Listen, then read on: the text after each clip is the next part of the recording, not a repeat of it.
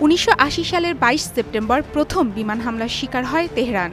তৎকালীন শাসক সাদ্দাম হোসেনের নির্দেশে ইরাকি যুদ্ধ বিমান রাজধানী ইমাম খোমেনি আন্তর্জাতিক বিমানবন্দরে আঘাত হানে। ৪.৫ দশক পর ইতিহাস যেন পুনরাবৃত্তি ঘটল। গত শুক্রবার ইসরায়েলের বিমান হামলায় স্তম্ভিত হয়ে পড়ে ইরান। কিংকর্তব্য বিমূঢ় হয়ে পড়েন নগরবাসী। তবে প্রতিশোধ হামলা শুরুর পর ফিরে আসে আত্মবিশ্বাস। এরপরেও প্রতিদিনই বিস্ফোরণ ঘটছে তেহরানে, বাড়ছে হতাহতের সংখ্যা। তার মধ্যেও থেমে নেই দৈনন্দিন জীবন। ঝুঁকি উপেক্ষা করেই ইরানের রাস্তায় বের হচ্ছেন সাধারণ মানুষ। সড়কে যান চলাচলও নেহায়েত কম নয়। মোড়ে মোড়ে শোভা পাচ্ছে ইসরায়েলি হামলায় নিহত গুরুত্বপূর্ণ নেতাদের ছবি।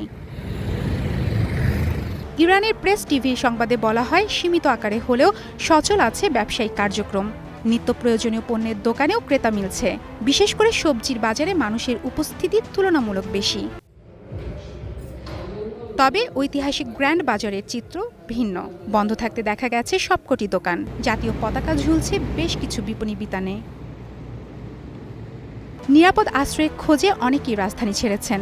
আবার মাঝে মাঝেই শহরের রাস্তায় মিছিল বের হচ্ছে, যেখানে সেনাবাহিনীর প্রতি পূর্ণ সমর্থন জানাতে দেখা গেছে ইরানি জনগণকে। মারফুয়াতুন নুর রুচি, স্টার নিউজ।